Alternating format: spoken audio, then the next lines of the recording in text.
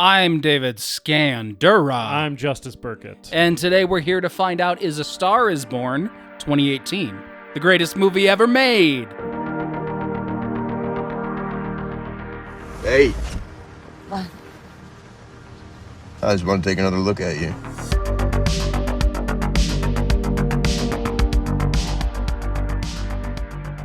Welcome to the greatest movie ever made. The show where we watch a movie and tell you if it's the greatest movie ever made. Hey, David. Hey. Yeah. I just wanted to get another look at you. Show where we watch a movie. And the movie is so thoroughly entertaining. Oh, I pissed myself. This is my Jackson Maine impersonation. While you're watching this, greatest, only thing that matters in the world. Yeah. He is. It's very gravelly, and I wrote about his vocal performance that it's one of the croakiest performances I've ever seen. Yeah, he sounds like a big old bullfrog. He's like, hey, Lady Gaga. I can't even kind of do it. People talk about mumblecore cinema. This is croakcore. Grumblecore. Grumblecore. He's just so he's croaky and creaky. He just sounds like dust. I had my volume turned up all the way on my TV, and I was still just like, come again? Can you repeat that, Mr. Maine? One of my favorite line deliveries from Bradley Cooper in this movie is in a scene that I actually like. I like the scene, but the line delivery fucking really got me. Is when he's talking to Sam Elliot towards the end, and he finally admits that his older brother, played by Sam Elliott, is the one who he idolized as a child, not their dad. He says, he said, the line is, "It's you I idolized. It wasn't Dad." But I wrote it down phonetically the way it comes out of his mouth, and it's you idolized. It wasn't Dad. It's just almost impossible to tell what he says, and it's like kind of like a big moment for their characters. So it's funny that he kind of just like tosses that one away, like you idolized. It's sort of wild that between Bradley Cooper and Sam Elliott, Bradley Cooper wins the gravelly voice competition in this movie. That is nuts. Hot take for you real quick. Yes. It just came to me as we were talking about it. Yeah. Swap Bradley Cooper's role with Sam Elliott. Better movie. Interesting. I don't necessarily disagree. I think then you might have to get somebody else for the alley role. Sure. Because I don't know if Sam Elliott and Lady Gaga would work.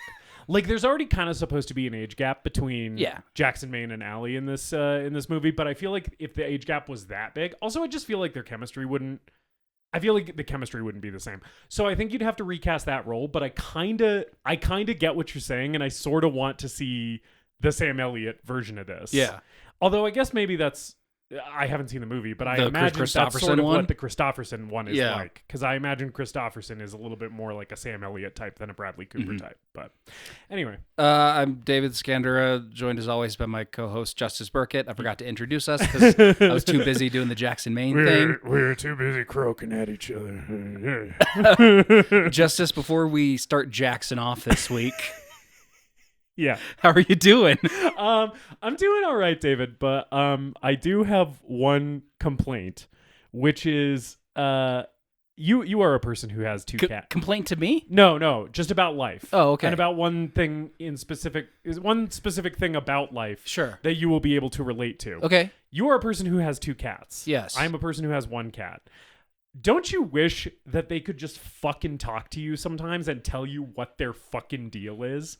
Because once again, my cat has decided that other places in the house are a bathroom other than his litter box. Oh no! He's just doing that again.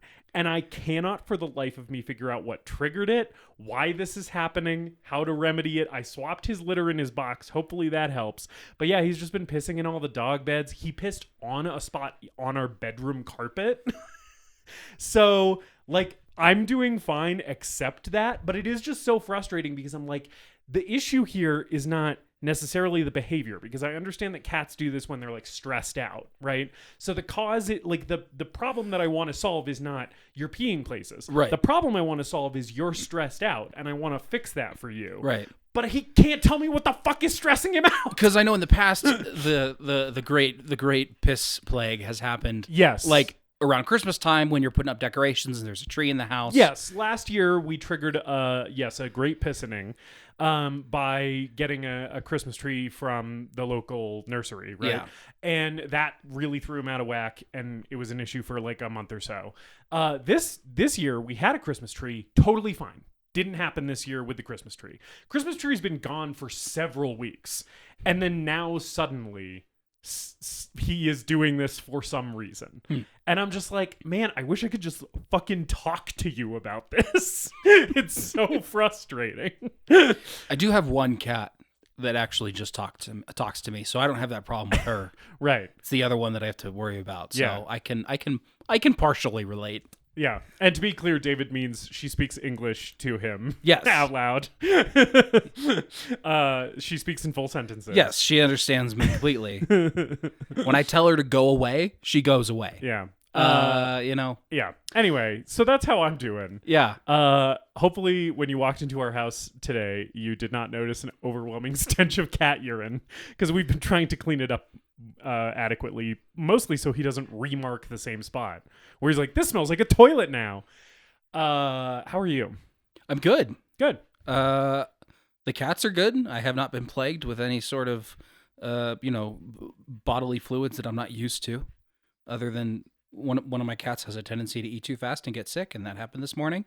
Also, just have never had a problem with them marking or going number 2 outside of their litter boxes. Even when the litter box has been filthy, and I'm not good about cleaning my litter boxes, so they often are, I've never really had a problem with that.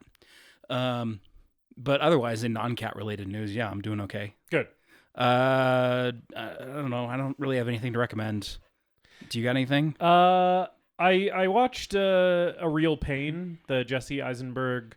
He wrote it, he directed it, and he's also in it. And I know that it has gotten a little bit of awards attention, like a smattering of awards attention. So I gave that a watch, and if you haven't seen it, it is good. I wasn't over the moon for it, but I liked it a lot, and it was cool to see an actor who I feel like I kind of saw come up, like I was a big Zombieland fan when that came out, and it's nice to see Jesse Eisenberg like getting behind the camera, writing stuff, and it being good and kind of personal to him, and yeah, it was worth a watch. So I guess that's my recommendation. Cool. Yeah. So we're Jackson off it once again this week. Yes, we have a new Jackson competitor Another entering Jackson has entered. entering the ring for this episode of Jackson Off. New challenger. Yes, going toe to toe with with legendary director Peter Jackson is a fake guy named Jackson Maine, played by Bradley Cooper. I am now just picturing Peter Jackson when he's making King Kong, which is like he lost a bunch of weight after doing Lord of the Rings. Right, it was skinny mode Peter Jackson. Skinny mode PJ. Just like getting in a slugfest with drunken Jackson Maine. With the most leathery looking Bradley Cooper. I don't know who would win. I'm not sure either. In that sort of fight. Because I think it depends on where Jackson Maine is at in his sobriety or lack thereof in this movie, because I'm pretty sure if you had like full on like booze and pilled up Jackson Maine, I think Peter Jackson could take him in a fight, because he falls down on his own quite a bit. But I feel like if it's like straight out of rehab Jackson Maine, I don't think he would want to fight Peter Jackson, but I feel like if he did, he would probably win. Yeah, okay. But then he'd feel really bad about it. Yeah. He'd probably like sulk about it a little bit. Be like, I didn't want to hit Peter. I don't want to hit Peter. I don't want to hit that Kiwi. Stay with me, Lady Gaga. I promise I'll always love you. Here's a song I wrote for you about how much I love you. But it's actually a song that Willie Nelson's kid wrote. Did you know that? Well, I know Willie Nelson collaborated on the soundtrack. Lucas Nelson, Willie Nelson's son, wrote a bunch of the songs with Bradley Cooper and Lady Gaga. I don't know. Willie might have done some work too. But I know the main one is Lucas Nelson. And then the really good song, in my opinion, we'll talk about the songs, but my favorite song of the movie, the one that he sings at the drag bar. That's a Jason Isbell contribution to the soundtrack. It's an original song that Jason Isbell wrote for this movie, and I was like, yeah, you can tell because it's the best one. And Jason Isbell is one of the great American songwriters of his generation. A Star Is Born once again for the fourth time. I haven't seen any of the other A Star Is Borns. No, I haven't. And if I cared more, I maybe would have watched the other three in the lead up to this, because sometimes I do that. Who's got the time for that? But yeah, the last one was in the 70s with Chris Christopherson and Barbra Streisand. Yeah, it seems like they just make this again every generation. Yeah, basically. Like every 20 years or so. Right. I think the first two are more closely related in terms of like being remakes, like same story, same characters, more or less. Yeah.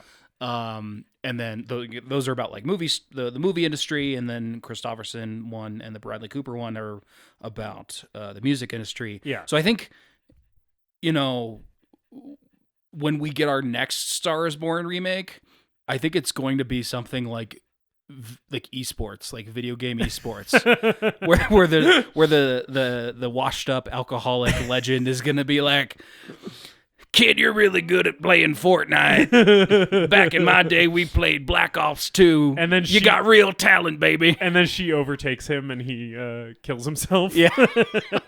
It'll be that, or it'll be like, I don't know, like Instagram influencers. It'll be like, I remember when I had 12 million followers. I remember when my reels performed like that. Yeah. You just got to make sure your heart's in those reels, baby. Yeah. Tell your audience the truth when you're doing ads for Athletic Greens. I remember when I did my first TikTok dance. Yeah. But this was in the works for a while, and they kept like rotating. It seems like they kept rotating who the musical star was going to be. Yeah. It was Beyonce at one point. Like, Beyonce worked on this for a year with Clint Eastwood. Yeah, that seems like an insane version of this movie. Yeah. Adele was in the mix at one point. Clint Eastwood wasn't going to be... No, he was directing. He was directing it. He was going to direct it, and they were, I think, for a brief moment in my head, he was Jackson Maine and Beyonce was the Allie character, and I was like, that would be... That's the more insane version of the Sam Elliott version. Yeah. Like, as insane as Sam Elliott and Lady Gaga, like, Clint Eastwood and Beyonce, I feel like there would be, like, riots in the streets. Like, people would be, like, turning over police cars and lighting them on fire if that movie got made and released. Talk about a gravelly performance, though. Elderly Clint Eastwood, banging Beyonce. Yeah, man. Anyway, I just wanted to get another look at you. It's so threatening when imagining Clint Eastwood delivering that line. You said it was Adele at one point. Yeah. And then I guess in the male role, they had like Christian Bale in the mix at one point. Yeah.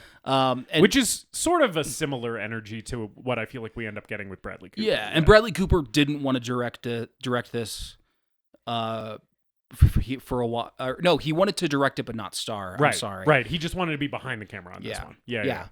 And we'll talk about it. I think this movie is a pretty solid directorial effort from Bradley Cooper. Yeah, I would agree with that. You had not seen this movie before. No, it's my first time. I had. I watched this the year it came out, which was 2018, because High Priestess Pod and I were doing a thing for a few years, kind of sporadically, where when the Oscar nominees came out, we tried to watch every movie that was nominated in the picture, director, actor, and actress categories. And this was up for like 8 Academy Awards. Mm-hmm. And so we watched it because it was one of the years that we were doing that. We were just watching all the nominees. And I remember not caring for this movie very much, but I also didn't have a strong memory of it because it was like 6 years ago and I watched it once, right? Going back to it, it was really interesting because I was like, oh, like in my memory of this movie is way worse than this movie actually is. Like I was like, going back to it, I was kind of stunned by how much I did not dislike this movie at all. And we'll get more into what I liked about it. But like my main impression was just like I think it was too hard on this movie. Like I think I was like unfair to this movie. Okay. The first time I watched it. But yeah, anyway. Yeah, I mean, I haven't. This is my first time with it. You know, I think I probably had wanted to see it because Bradley Cooper had a bit of a moment. Yeah. In that latter part of the decade, right? Where, the mid to late 20 teens. Yeah, he was like kind of everywhere, and he was always at the Oscars several years in a row. Yeah, he was like. He was more than just the guy from the Hangover movies. Like he was starting to make a name for himself, right? And do like his Silver Linings Playbook. Yeah, and I really liked him in Silver Linings. I really liked him in American Hustle. Yeah, he had both of which I haven't come back to. He had another American movie, American Sniper. Yeah, American Sniper period. Which I haven't seen, and then his voice work as Rocket for the Guardians of the Galaxy movies. Yeah, good vocal performance in those movies. Yeah. And interesting that he's also doing a crazy cartoonish vocal performance in this film where he's not a cartoon raccoon. Yeah, this is definitely a transformative performance. I think that was that was my takeaway, was like, I haven't seen Bradley Cooper do something this specific. Yes. And then he did he also, his second directorial film, Maestro, which came out last year. I haven't seen that, but it sort of seems like he did a similar thing where he got really invested in the character or playing Leonard Bernstein, so the research and all of that stuff. But I haven't seen that. So this is like my first time seeing Bradley Cooper really trying to do a very strong actor's type role, I guess. Right. Leaning less on kind of his thing, his type, and being more like, yeah, I'm going to like mold myself into the character. Yeah. Instead of playing a character that's kind of based around my existing strengths. Yeah. Right. Yeah. That was sort of my takeaway from this performance too. And it's interesting that it's also his directorial debut on top of that he's kind of doing two new things simultaneously. And I think like... And playing guitar and singing. True. Which, okay, speaking of playing guitar and singing, I forgot that this movie opens with riffs with a pretty good blues song. I think the riff's pretty solid. The riff is good, and then the song itself has kind of been stuck in my head. I watched this a couple days ago. It's kind of been stuck in my head for like 2 days. The like, I'm by the wayside, like that whole like chorus bit. I don't know. Like it's kind of a catchy song. And obviously you have Lucas Nelson in here. I think he has a songwriting credit on that one. Bradley Cooper also has a songwriting credit on it. I don't know to what degree the songs are from him. But it's like a lot of the Jackson Maine music in this movie, I was like, oh, this is kind of good shit. Like the song that he plays later, the I Don't Lie Without an Alibi, that one, I was like, it's also kind of catchy, it's hooky, like it works for me. The thing that's weird about it is that he's supposed to be like the biggest rock star in the world, is kind of how they're treating his character, where like he can't go anywhere without everyone just mobbing him and recognizing him. Which is weird because the music that he's playing is like that blues rock revival shit that was kind of big like 5 to 10 years before this movie came out. Like it's very like Black Keys. It's very like Nathaniel Rateliff and the Night Sweats. Yeah. You know? There's a disconnect with how this movie treats the music industry and the music world. And I think that's part of it for me. Right. Is that like he's doing hard rock, blues rock, country rock, which has its has its fan base, right? But it's more of a niche fan base. I can still imagine him selling out these arenas and such, like, you know, but and playing these festivals. But it's like he's not, you know, he's not The Weeknd. Yes, he's not Drake. The moment that really, for me, kind of is like cognitive dissonance with like the type of music that we see him play and then the level of fame that we see is when he goes into the drag bar and like all the drag queens like love him.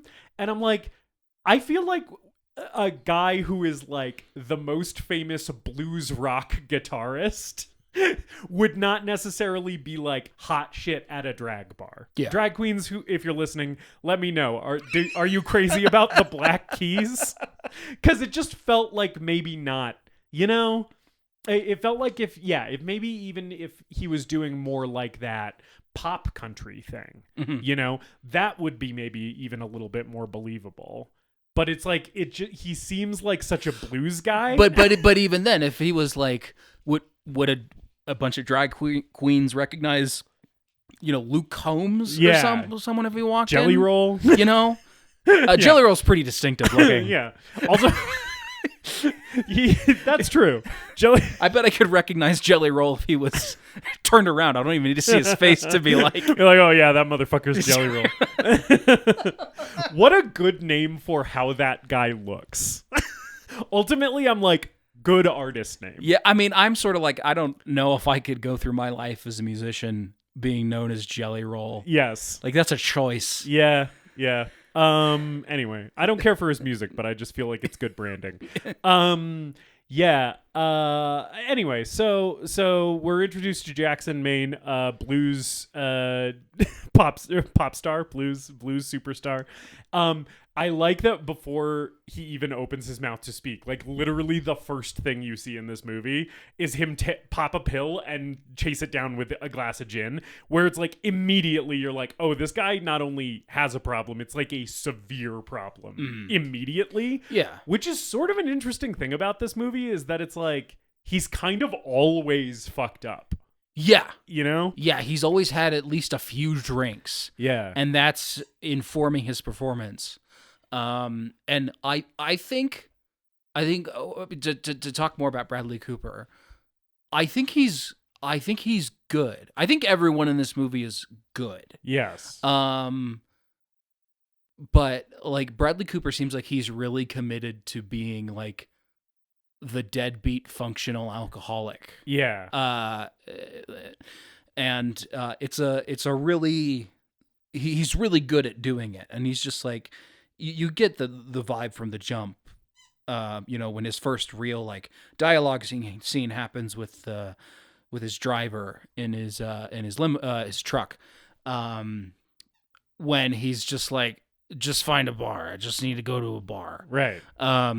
And he wanders into this gay bar where they're doing a drag show. Yeah. And we're going to be evaluating Jackson Maine as part of Jackson Off. Yeah.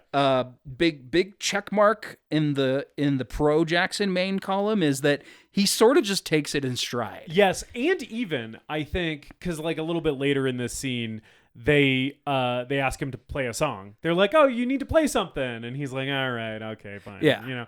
And the song that he plays, the first line of is "Maybe it's time to let the old ways die," which feels to me like a calculated decision. Being like, I'm in this gay bar, you playing a show for these drag queens. I'm gonna like play my anti-conservative song. It does sort of feel that way, where he's like, you know, maybe like it's time to throw some traditions out the window is like the song he picks. And I'm like, that's a little progressive of Jackson Maine. Like Jackson Maine ally?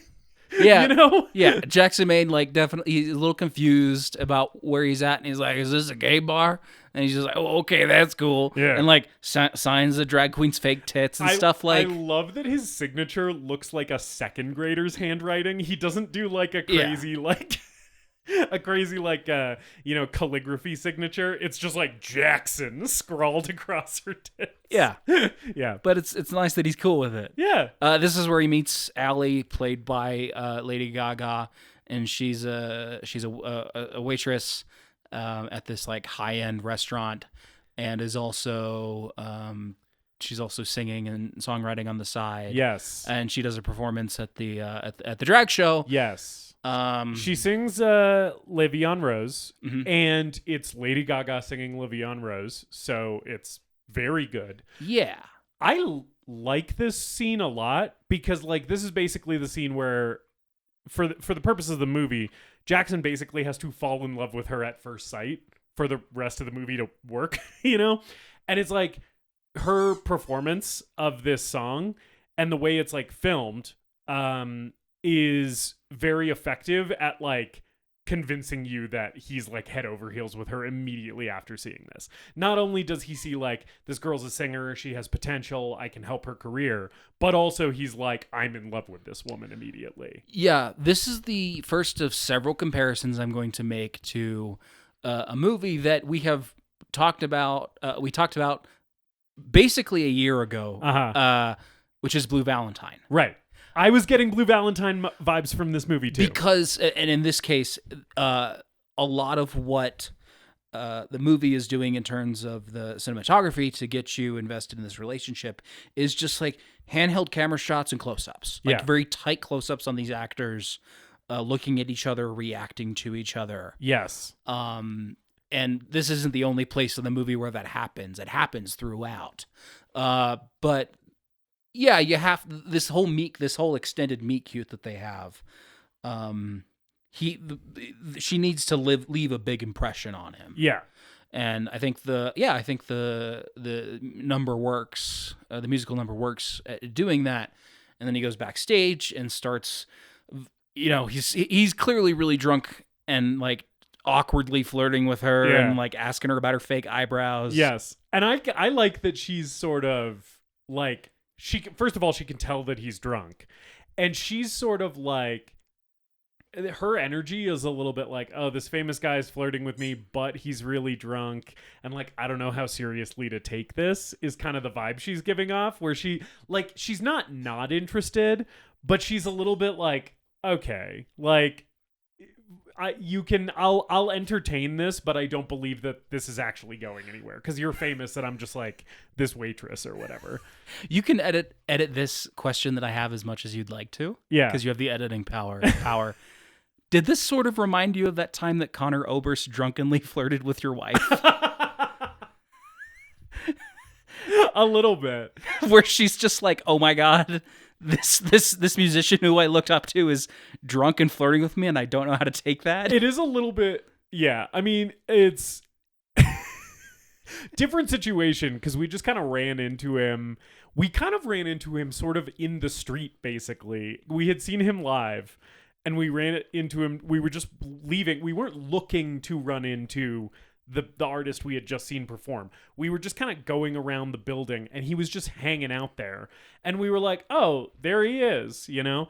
And so we walked up to him and, you know, I was going to take a picture of High Priestess Pod with him because we're both big fans. And he just like puts his arm around her and leans in super close and goes, "What's your name, darling?" And then like it was like he was smelling her hair. And so that's a little bit of a different situation because it's like High Priestess Pod did not perform Le'Veon Rose and captivate his attention. Mm-hmm. But I get what you're saying where it's a little bit like, oh, now I'm kind of seeing this guy in a different way. And it's not necessarily a flattering look for a famous person, which is sort of Jackson Maine's energy in this. Yeah, in this like scene as well. the starstruck sort of reaction kind of fades away, and then it's like, oh, now I have to deal with this person as like an actual flawed human being. Right. And also like I kind of feel like I have to take care of this drunk because now this drunk has just latched themselves onto me, which thankfully didn't happen with Connor. We took the picture and chatted a little bit and then went our separate ways. But it was definitely a thing for me in the moment where I was like, am I going to have to fucking punch Connor Oberst? Like, I don't want to do that. I like him. You know? Anyway. Yeah. So Bradley Cooper and Lady Gaga to go to another bar. Yeah. It's like a cop bar. And all that really happens here is this guy comes up to him asking for a picture. And his story is like, yeah, my ex cheated on me with a guy that she says looked like you, but I wanted to get a picture with you and send it to her to prove to her that that guy doesn't look like you at all, right? Which is a wild fucking thing to ask someone. Also, this guy is like visibly extremely drunk too. Like he's like wasted walking up to Jackson asking for this. And I love that Lady Gaga just full on just like punches this dude. Like full on like physically assaults him for just being like sort of rude and misogynistic. Like he hasn't done anything except like ask invasively for a celebrity to take a picture with him for a dumb reason. Yeah, and Jackson Maine has there's a few times throughout this movie where people ask to take pictures with him because he's apparently the most famous guy in the world. He's like, oh sure, yeah. He's like, all right, yeah. He's not thrilled by it, but he's like used to it and pretty willing and open to people coming up and talking to him. Yeah, and Lady Gaga's just like fucking red eyes. She's just like, I have to punch this man in the face. Yeah, just punches this misogynist. It's pretty awesome. Also, somewhere around here, I don't know if it's in the cop bar or if it's in the drag bar, but like they're talking about Lady Gaga's nose at one point. Like part of the conversation, she starts talking about her nose, and I imagine that this must have been part of the script when they knew that they had Gaga for the part, because this is something that she's talked about like in interviews and stuff. Like she's just been open about the fact that she was always self-conscious about this before she was famous, but like basically being like, oh, you know, I'm never going to be famous because my nose is too big or whatever. And there is and the fact that it's Bradley Cooper directing this movie too just makes this moment even funnier to me. There's like a full-on fetish shot of her nose when you're seeing it from Jackson Maine's POV, where it's not like he's like, oh no, your nose is, you know, it's what's on the inside that counts or whatever. It's like, no, he wants to like fuck that nose. like he's like, oh yeah, look at that schnoz. Hell yeah. I don't blame him. I know. It's a nice nose. It's a nice nose. They both look, I think they both look hot in this movie. A thing that's interesting about Bradley Cooper is I have never heard a woman express that they find Bradley Cooper attractive. Yeah. I kind of think Bradley Cooper is a heterosexual man's idea of a handsome man. Because I look at him and I'm like, he looks hot to me. But like I'm a heterosexual man. So I'm like, I think this is what a hot guy looks like. And then I hear heterosexual women be like, you know, Hollywood should stop trying to convince us that Bradley Cooper's hot. And I'm like, wait, he's not? I don't know what it is about him, but I think he's hot in this movie. Yeah, I think he looks good. I think Lady Gaga looks good. Yes, I think she looks great in this movie. I think what I'm maybe missing from this whole meet cute in general, because they go to the grocery store because he wants to, you know, get some frozen peas to wrap her hand in, and yes. Then they sit outside in the parking lot and talk about music and stuff. I'm missing the attraction that they have outside of anything physical, because obviously it's a movie. A movie's always going to have two beautiful people looking at each other, and like falling in love with each other. But I'm missing the spark that they have in this initial meet cute, and I think that's my problem with the movie throughout, is I don't know that I buy the start of their relationship. So as their relationship continues and goes through its series of ups and downs, I find myself like struggling to remain invested, because I don't know that I see it develop from from its initial starting point, I guess. Yeah, I can definitely see where you're coming from. I think the thing that makes this early part work well for me is sort of them viewing each other's like little intimate performances at the drag show, because Lady Gaga does the Vion Rose number, which we talked about, but then Bradley Cooper follows it up by they chat a little bit in the changing room, and then after that Bradley Cooper performs the Maybe It's Time song, right? The Jason Isbell song. And for that song, you're focusing on how Allie is seeing Jackson in that moment. Like a lot of that song is like close-ups on Gaga watching him, right? And that kind of is what made it work for me, where I was like, oh, you see how he reacts when she's singing her song. You see how she reacts when he's singing his song. And it's less about their conversations and more about like them kind of falling in love with each other as artists is kind of what worked for me, you know? And I also think just in general, this is just a blanket statement for me about this movie. I think some of the strongest parts of this movie is when we are just like filming one of these people or both of them together performing music. Like I kind of think the musical performances in this movie are when it is at its best in a lot of cases. Yeah, I wouldn't disagree with you. Yeah. I think this movie does the bare minimum in a lot of areas. It does the bare minimum that it's going to get most of the audience invested in the relationship. It does the bare minimum in terms of like the musical rise and fall narrative. It does the bare minimum in terms of drama and performances. What I am missing throughout this movie is more than the bare minimum. Right. Yeah. This is a very it's a very watchable movie for me personally, but whatever this stirred in the Academy voters or in the rest of the the global audience that made this movie a financial success is a little bit lost on me. Yeah. Well, it didn't stir quite that much in the Academy voters because it was nominated for 8 Oscars, but the only one it actually won was Best Original Song. But it still got nominated. Yes, a bunch. it got nominated, which ain't nothing. Well, and the other thing is, because Lady Gaga got nominated for Best Actress for this, people thought based on her nomination based on her nomination for A Star Is Born.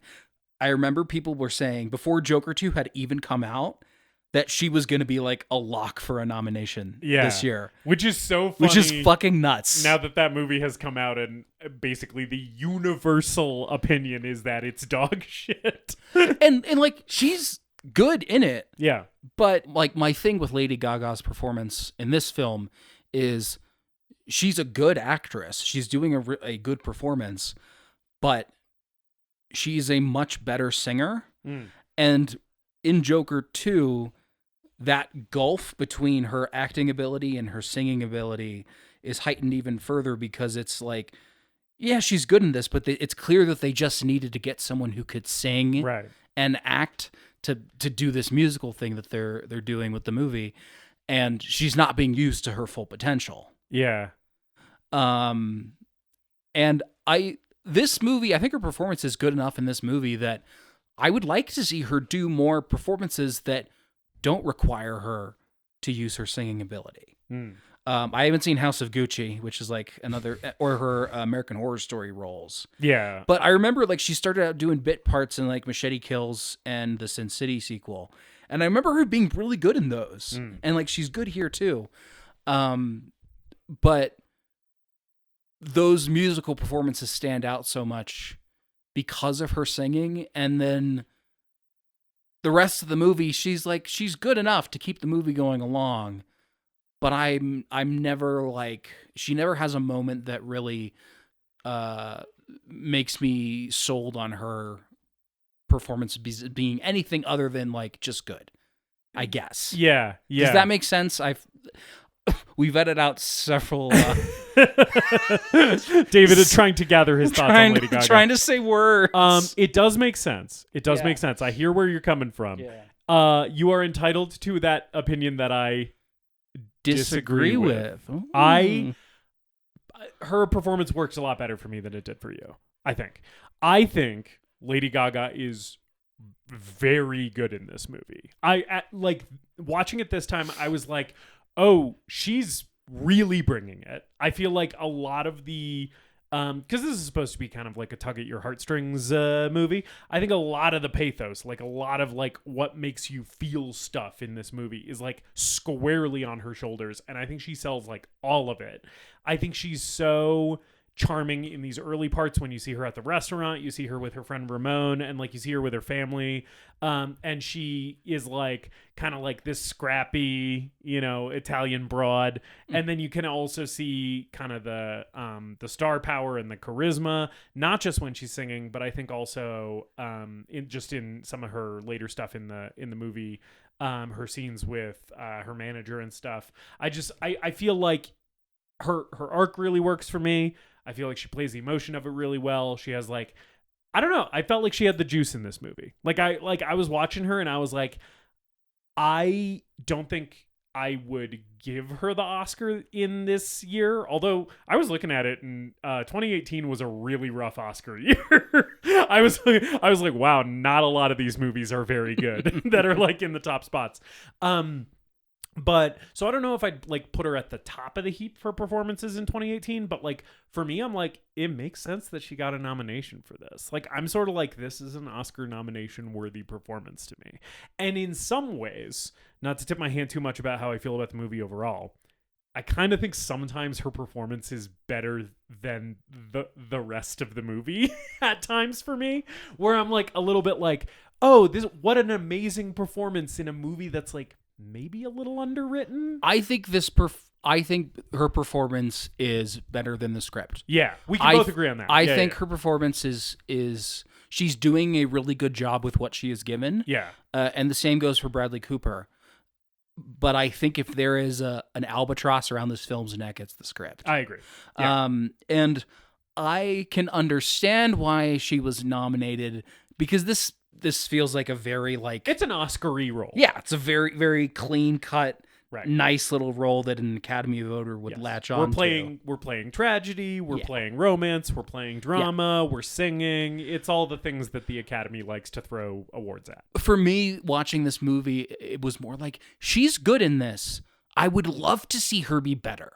I would love to see her try her hand at a much better written role than this. And in a movie that doesn't have to lean on her singing talents and is just like, okay, we are just trying to sell you on Lady Gaga as an actress. Yeah. Okay. And maybe she's good in House of Gucci. I don't know. All I know from that movie is Jared Leto doing a Mario voice. So who knows? Not me, because I have not seen House of Gucci or the American Horror Story seasons that she's in. I saw one of the seasons that she was in, but honestly, I barely remember it. Yeah, I saw Hotel, which she's in, and I don't really, or I saw some of Hotel. I don't even think I saw the whole thing. But anyway, I think we both think she's good in this movie. We both, yes, I think she's great in this movie, but I think we basically have the same opinion, which is like, it would have been better if it was a better written film and a better written role. Yeah. Anyway. Jackson Maine, after they have this night of romance, he is like, hey, like, you should come to my next show. And she's like, you're drunk. It was nice hanging out. Goodbye, basically. And that's when he does that. Hey. I just want to take another look at you, which is, it became a meme for a reason, because it's like a very silly and adorable little moment. But, and then she does the nose thing. She does this. Yeah. I was doing it at David. You're doing the nose thing. This is a podcast, so you can't see me do the nose thing. So I do want to talk about, just because it's a part of this movie that I really like. Well, I mentioned that I like the stuff with Lady Gaga's like home life throughout, but also like especially in this early part of the movie. How did you feel about Andrew Dice Clay in this movie? Did you have any specific feelings about Andrew Dice Clay? I don't have anything specific. I have no familiarity with his comedy. Like, I'm aware of Andrew Dice Clay, but I've never seen his stand up. I've never, I don't know why he's in this movie. He's just kind of here. I think he's fine. I don't have strong feelings about his performance one way or another. He's in this movie to be the biggest Italian dad stereotype that's ever existed. I mean, this character I think was working a lot more for me than it was for you, where I was like, I found Andrew Dice Clay hilarious in this movie, where like every time he's on screen, he's like, "Hey, bada bing, bada boom, to ask me about the time that I was almost more famous than Frank Sinatra." You know what I'm saying? Like he's just like so over the top. Like it was really tickling me. Okay, that he's just like this like grandiose, like larger than life stereotype of an Italian father. I don't know. I liked him. I thought he was funny. that's fine. I think Allie's home life was a kind of a missed opportunity for me. I wanted a little bit more from that. I wanted to see, because I think her job is set up again very like hits the bare minimum, right, where it's like she has a friend that she works with at her job that she's close with. She has a manager who's an asshole. I have a manager who's on her ass. It's clear that she doesn't really like it. She's more focused on her singing, but can't make ends meet. So it makes sense when she like quits her job to go fly off and see Jackson Maine's concert. Yeah. But I needed more. I needed a better handle on her home life, and I didn't quite get it. Fair enough. I do really like when Andrew Dice Clay threatens to beat the shit out of Jackson Maine. Yes. I also like that, like, when she first drops on her dad that she's, like, gonna be dating Jackson Maine, basically. He's like, "Oh, this is fucking great!" And, like, the implication is, like, you're gonna be rich. So this is awesome for me. Which is kind of funny. But, and then later when Jackson's been an asshole to her, when he threatens to beat his ass is funny. You know what's kind of a dick move on Jackson Maine's part? We talked about pro column, right? He's progressive, right? Con column. It's very mean to invite someone backstage to your concert and then spring on them that they're going to have to sing in front of thousands of people with no preparation. And also he sends his driver to her house and he's just like, "Yeah, I just have to wait here for you." Yes. Like I'm being paid to sit here and wait for you, and you know whether you like it or not. You know, like the driver who's that guy from Heroes, and he's also in some of the Marvel movies. I think he's just one of those guys. Yeah, he's a guy. He's one of those that guy guys. He's that guy. I think he's in L.A. Noire. Yeah, the video game L.A. Noire. Yeah, but he it's just a guy that she interviewed. Have you ever played L.A. Noire? No, quick sidebar. No, the number of video games I've played is pretty low. L.A. Noire came out at a time when like graphics were starting to, really become very realistic, and it has this performance capture technology that in the year of our Lord 2025 looks very uncanny valley. So it is just like. The rest of the graphics aren't so good, and then there's like a photo real performance capture of the actor's head. So there's plenty of times playing L.A. Noire, I'm like, oh, there's fucking Denethor from Lord of the Rings, just on this like robotic automaton body. That's terrifying. I think the guy who plays the driver is one of those guys in L.A. Noire. I can see why that would stick in your head because that sounds like a fucking nightmare. This is where I wrote down. So this is when they have their little meet cute scene. She's working on a song. He encourages her to finish it. Mm-hmm. And this is him basically just nuclear option. I'm going to force you to finish it because now you're in front of thousands of people. And if you don't sing this song, you'll embarrass yourself for all time. Yeah. He's like, I worked on an arrangement over last night and you come on stage and sing it with me. Yeah. And I'm like, how? Right. You're not one of those jazz drummers that's like, you do the YouTube videos like jazz drummer, here's Enter Sandman for the first time without the drum track. It maybe stretches the logic a little bit more, but I think as an emotional moment, it works pretty well for me. Yeah. And I think the performance itself and the way it's shot and her, like, she's like obviously like petrified, and then the way that their chemistry unfolds on stage together works. Yes. So this is where I wrote down, this scene is where I wrote down one of the notes that really set the tone for kind of the rest of my viewing experience of this movie. Because again, I didn't like this movie the first time I watched it. this scene where they sing Shallow for the first time, and I think it's photographed very well. I think it just like, it looks so nice. I wrote down, wait, is this movie good? It's beautiful. Which I think is true about the whole movie for me, is that it is beautiful. I think this movie is like very well shot, and I think the use of color is very nice. At one point I also wrote down stage so red, Lady Gaga so blue. Because there was like a cool moment when she's singing La Vie en Rose where it's like really red light saturating the backdrop, but then the light on her is like really saturated blue, and it's just like a really nice like visual contrast. It looks really crisp and really gorgeous. Yeah, this is another comparison I have to make to Blue Valentine. Yes. Where like the use of colors in combination with the close-ups and the handheld camera work. Yeah. Really reminds me of that. And yeah, I think this movie looks really good and is really well directed. Like from behind the camera, I think Bradley Cooper's doing a really good job, and his cinematographer and his lighting team are doing a really good job bringing this movie to life. Yeah. And like the concert scenes, a lot of them are like filmed in front of real audiences. It's not like a CGI audience or a CGI stadium. Like I think some of these scenes were shot at like Glastonbury. Yeah. There was one scene that one performance that they shot at Coachella.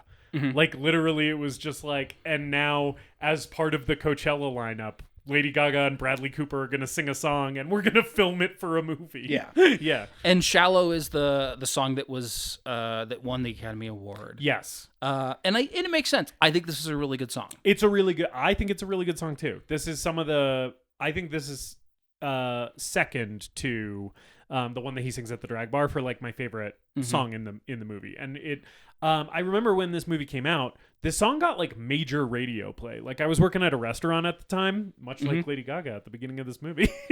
And I would hear that song like every like 18 songs during my shift, like constantly. And I didn't really get tired of it because I was like, no, yeah, this song kind of fucks. Yeah. It's really good. It's well written.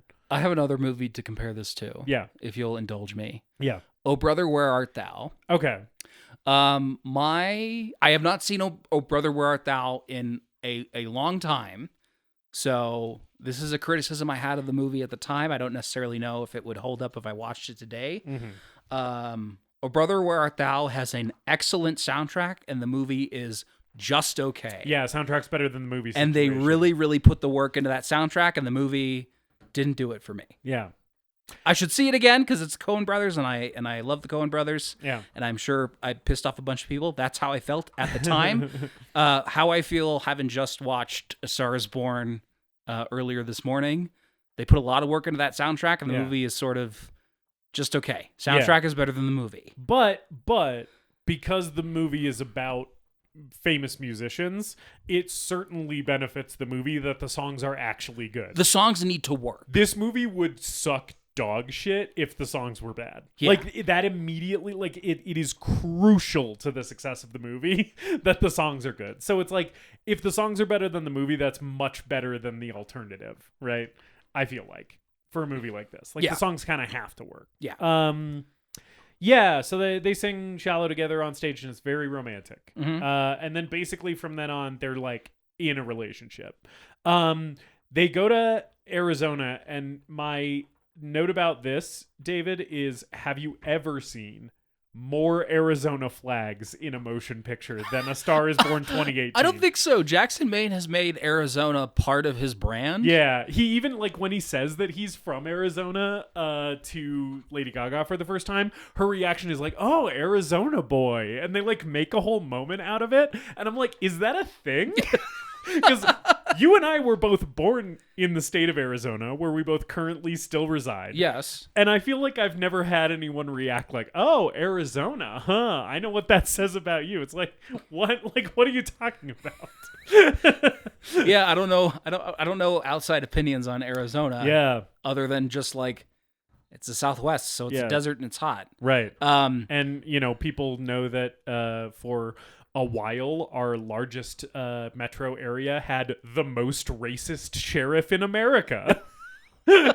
That's, I feel like, the thing we're known for. Yeah, is like Sheriff Joe and cacti. But in the world of A Star Is Born, we're also known for Jackson Maine. Jackson Maine. He's even got like merch that's Arizona flags with JM on the star because that's what people are waving around at his shows. Yes, there's so many shots of just like majestically billowing Arizona flags in this movie, and I was like, I'm feeling a little state pride right now.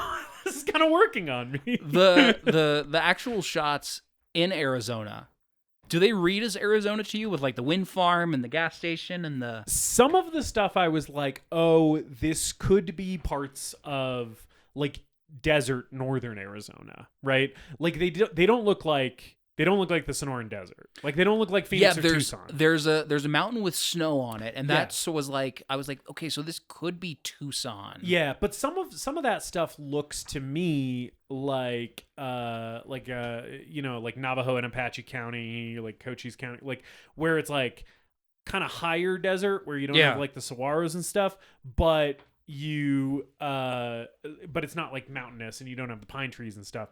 I don't think it was actually filmed in Arizona. I think this is maybe California standing in for Arizona. It sort of looks like the end of Terminator 1. Yeah.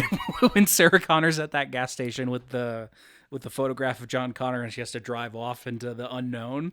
That's what it reminded me of. So I was like, this sort of looks like California or Mexico. High Priestess Pod has chimed in with some intel on this. Apparently it's New Mexico standing in for Arizona, which makes sense. That makes sense why it looks like kind of the more high desert as opposed to like the low desert with like the saguaros and stuff, because you don't really have that in New Mexico. Yeah.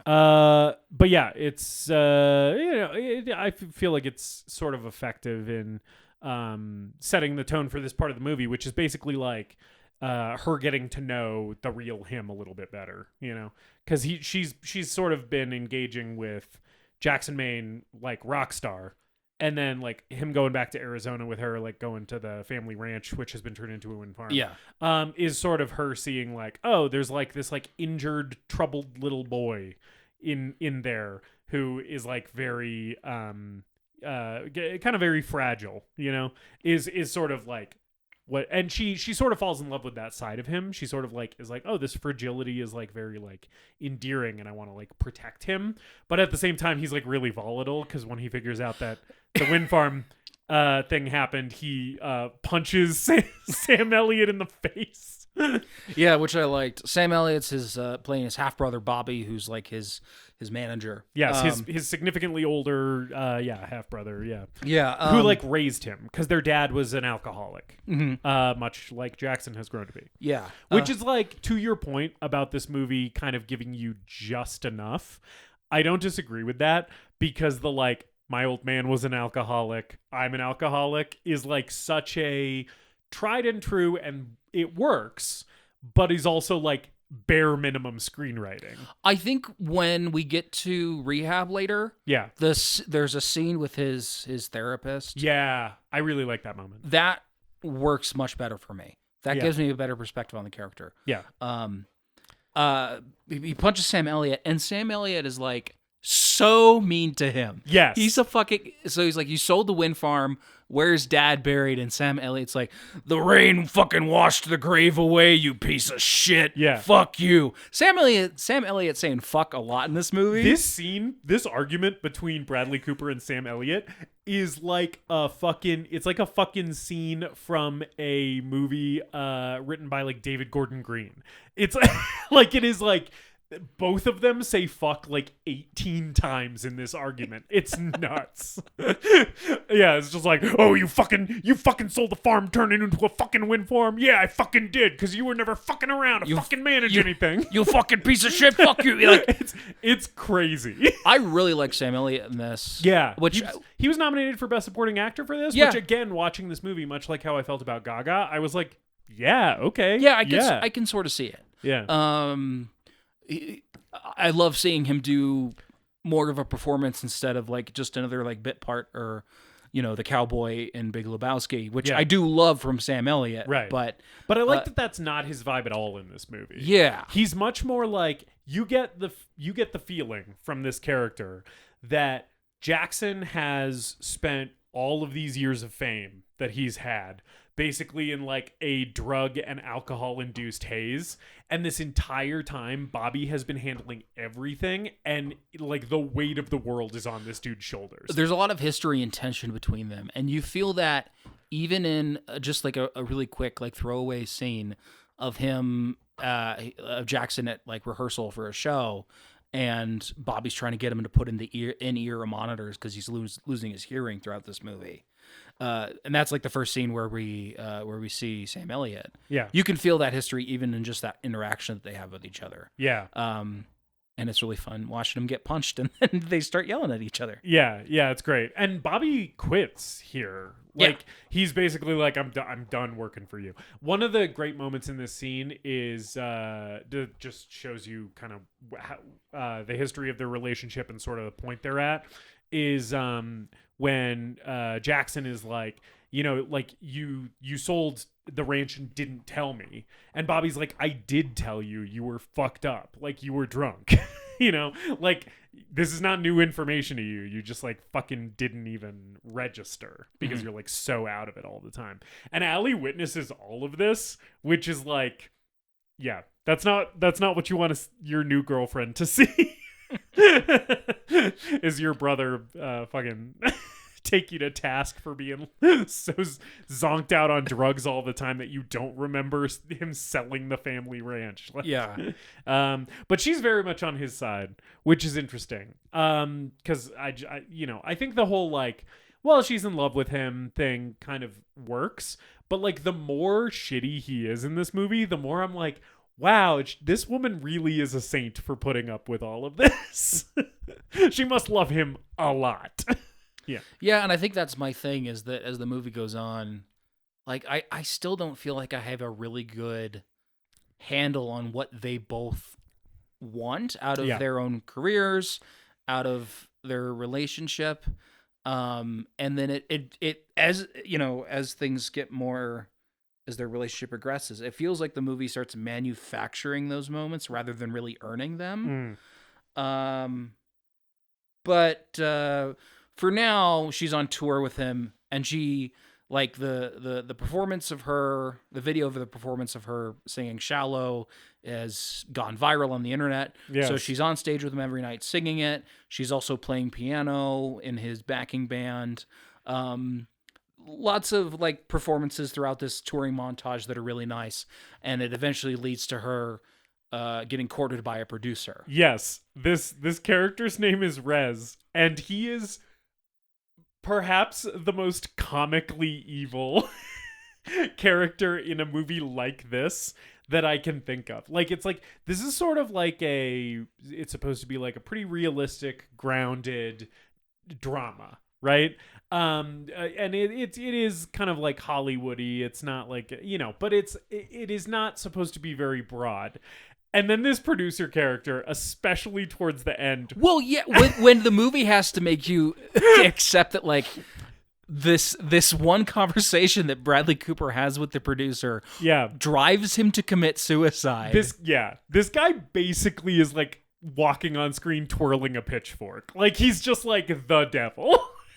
He approaches Allie after one of the concerts and is like, hey, like, you know, you've gotten so much buzz, you should have a solo career. And basically in this first interaction sort of implies like, I think you're like better than Jackson and I think you should ditch his ass. And it's like very bold, just like right off the bat to be like, hey, yeah, fuck that loser. Yeah. You know that guy you're in love with? Screw him. Yeah, that's where I think some of the movies disconnect with like how the music industry actually is. And I say that, I mean, there's tons of evil record producers. Like, yeah, the music industry is a nightmare. But like the fact that this guy is so comically just like a cartoon villain. I think this is a movie about country music and blues music and that specific niche, and it feels like, I don't know, it feels like this guy just kind of comes out of nowhere and is like, no, we're gonna force you into being pop music. Yes. Whereas in reality, like, in those musical niches, I feel like you have more freedom to just do the thing that you want to do. Right. Like Allie could have a career in country music, blues rock, or whatever it is that she wants to do. with Jackson Maine without this producer coming in puffing a cigar, being like, all right, we got to make you the fucking next pop sensation in the world because that's how the music industry works in this movie. Right. I love that he's not a cigar puffing producer. The thing I like about the cigar's implied. No, I know, but I like that he's like kind of like a posh British dweeb. Yeah, he's very dweeby. Yeah, but you're right. Like Daddy had investments in like a diamond mine or something. Yeah, this guy has blood emerald money like Elon Musk. Yeah. The thing that you are saying with how this movie kind of treats her transition to pop and how maybe that could have been done better, that I fully agree with. A thing that I don't like very much about this movie, a movie that I've mostly been positive on, is it kind of treats pop music like it is somehow like inherently, like intrinsically, artistically less than the blues rock, which is weird. It's basically like as soon as she starts playing pop music, Jackson is like, you lost your like artistic authenticity. Like now you're just like dancing for these people and singing the songs that they want to hear, not what's in your heart. And it's like, I don't know, you cast Lady Gaga in this movie and in real life she makes music that's more like that other thing. It almost feels insulting to be like, that's artistically bankrupt when that's what the actress who you put in the movie is known for doing. You know what I'm saying? Yeah.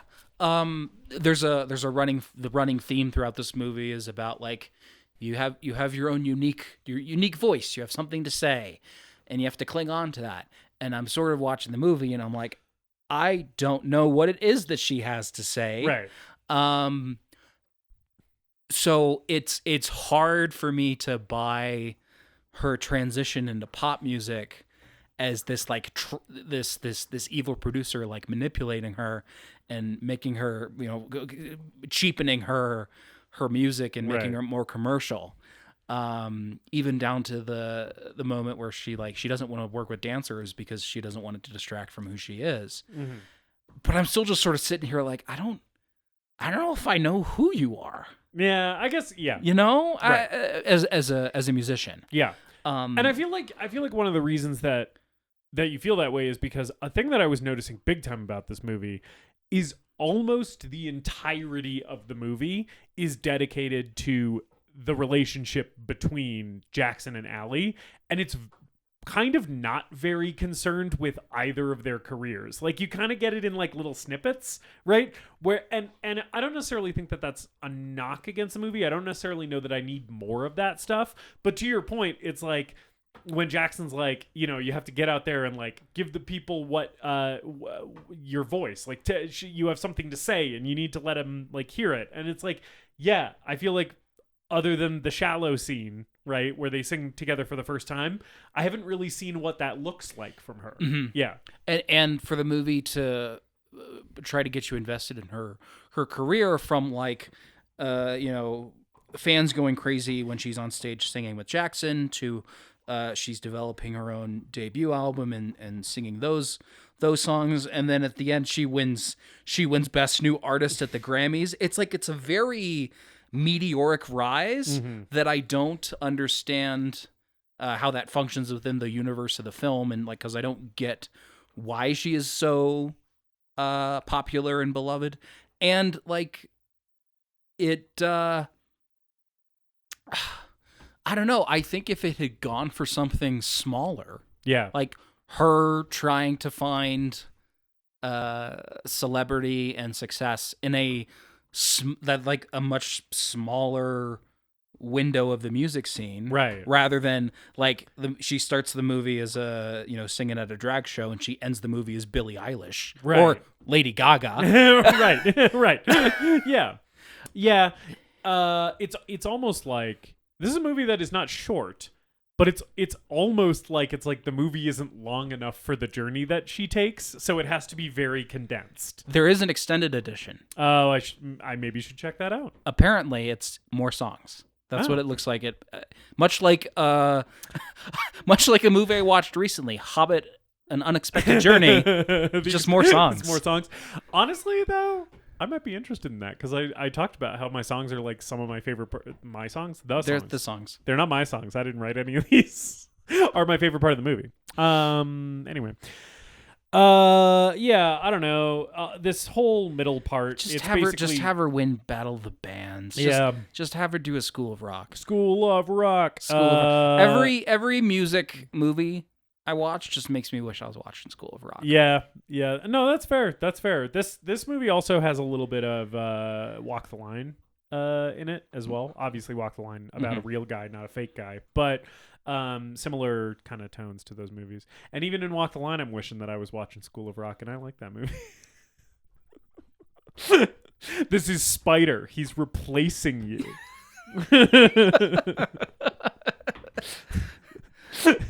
I love when sorry, now I'm just gonna talk about School of Rock. I love at the end when Spider's wearing that half shirt, like where it's only the sleeves and his like full chest is exposed. Yeah. And then he's hitting on Joan Cusack. Yeah. He's like, "You're hot. You're so hot." Cool. Yes, it is. It's very cool. It's very cool. He's like a lawyer now or something. He is. Good for Spider. Yeah. What a great fucking movie. I really like the scene. Sorry, back to the movie that we're actually talking about. I like the scene when she tells Jackson that she's being courted by this producer and she's like really interested in working with him, and it's like sort of at a party, and you just see Bradley Cooper look at her from over his shoulder like, "So you've betrayed me." Like, that's the vibe. And then he starts smearing the cake in her face, which is, some people might think it's cute. I think it's fucking cringy and annoying. Yeah. But I do like that moment where he looks like he's Emperor Palpatine or something. Yeah. Where it's like, how dare you, an artist who I am helping like jumpstart a career for, meet with a producer? Like, how dare you like have a conversation with a record producer? He's jealous and possessive, which is a thing that I think the movie doesn't shy away from. Like, it's like the movie's not trying to tell you that he's right and she's wrong. The movie is just like, this is how he feels, this is how she feels. You know, these are two people kind of navigating complicated feelings about themselves and each other. But it's like, he is kind of possessive and jealous and a dick. Especially when she's like, and you know, it's the thing that every version of this story does, which is like, it's hard for him when she starts getting more famous than he is. Yeah. Right? And I think that part of this movie is pretty well done. I think Bradley Cooper plays that stuff pretty well, where you can kind of see that this isn't coming from a place where he has like her best interests at heart. It's like some that, but then also some him being like, feeling very fragile about like being like a has-been compared to her like rising star and stuff. And I feel like that dynamic is pretty well done in this. And it kind of starts here. Mm-hmm.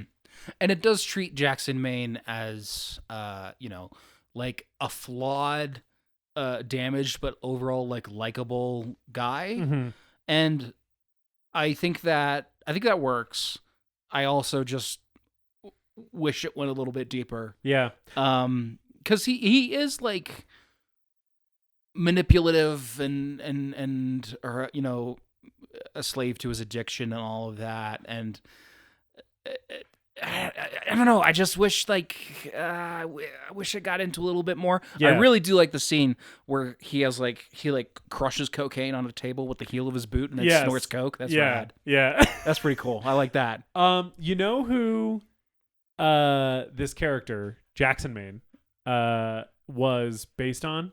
Who Bradley Cooper kind of like was using as his inspiration for this character? Who? Eddie Vedder. Which you can see, especially in his vocal style, like especially the way he sings. I wonder how Eddie Vedder feels about that. I wonder if he knows about it. Yeah, I mean, I was able to figure it out, so I assume somebody must have told Eddie Vedder. Someone with the internet has to have been like, hey, in the new Star is Born, Bradley Cooper's supposed to be you. I think in one of the earlier iterations of this remake of A Star is Born, the script was based on Kurt Cobain. Which, like, I mean, similar career for at least early career for those guys. Obviously, Cobain never got the late career.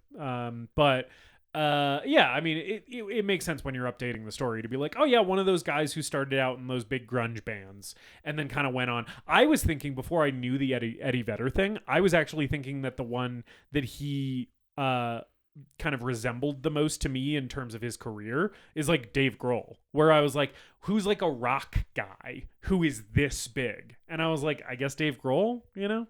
But the music style is totally different because Dave Grohl doesn't play blues. Yeah. Anyway. I was sort of musically, I was sort of reminded of like Bruce Springsteen. Yeah. Like I feel like Jackson Maine is sort of like a dollar store Bruce Springsteen, right, in terms of music. Yeah, and I think that's sort of supposed to be like his status within the music industry. He is supposed to be like kind of a Springsteen guy, but it's like it just doesn't read that well because it's 2018. Yeah, and rock isn't where it used to be, and I don't really buy him as like Dave Grohl, who like this is a guy who will play a festival, but he's not selling out Madison Square Garden. Right. Anyway, but I just thought the Eddie Vedder thing was funny. Mostly I just like picture Eddie Vedder being like, I would never say that to a woman. I would never call a woman ugly. Then by the end of the movie, he's like, what the fuck? Is Bradley Cooper telling me to kill myself? God. Anyway, around here is where they move in together. She's working on her album. She does a performance that he doesn't show up to because he gets hammered, shit wasted, and then we smash cut to Dave Chappelle's face in a close up. Literally, Dave Chappelle jump scare. I jumped. I was like, holy shit, he's here now. Dave Chappelle, man. So can we talk about Dave Chappelle? I think we have to. Yeah. So watching this movie, which to be clear, he's in this movie for one scene. Yeah. Watching this movie, I was reminded that my feelings on Dave Chappelle are just incredibly complicated at this point because he was such an important figure for me when I was in like high school. Like me and all my high school friends would, constantly like at each other's houses be like watching YouTube clips of like stand-up routines and stuff, like stand-up specials. And like one of the big ones, like probably the biggest one, was Dave Chappelle. And we probably enjoyed Dave Chappelle in a way that looking back on it, a bunch of white high school kids, we probably were latching on to some of his jokes from an angle that was a little reductive or whatever. But at the same time, like I look back on a lot of his stuff and I'm like, that's such good shit. He is so funny. And to this day, I think he's still one of the stand-ups. I'm not a huge stand-up fan, but he's one of the stand-ups that I look back on from when I was like consuming more of that. Mm-hmm. And I look back on fondly and I'm like, no, a lot of that stuff is really good. It really holds up. It's really fucking funny. And when the whole George Floyd thing happened and he released his special around that, I remember watching that and being like, damn, like this is really cool seeing a comedian kind of use their platform and speak to their audience in a way that is like this honest and like this personal. And it was in a way where I feel like some comedians, when they get serious, it can get a little like preachy or whatever. And it felt like he was like being really real. And I was like, oh, I really respect this. I think it's really rad. And then he started just being relentlessly transphobic and just doubling and tripling and quadrupling down on the transphobia. Right. In a way that is like so reprehensible that it just makes anything positive that I have ever felt about him feel like very difficult to, like, it feels really hard to get back there with him, you know? And it's just like, I don't know. I don't have a previous relationship with Dave Chappelle's stand-up or Chappelle show.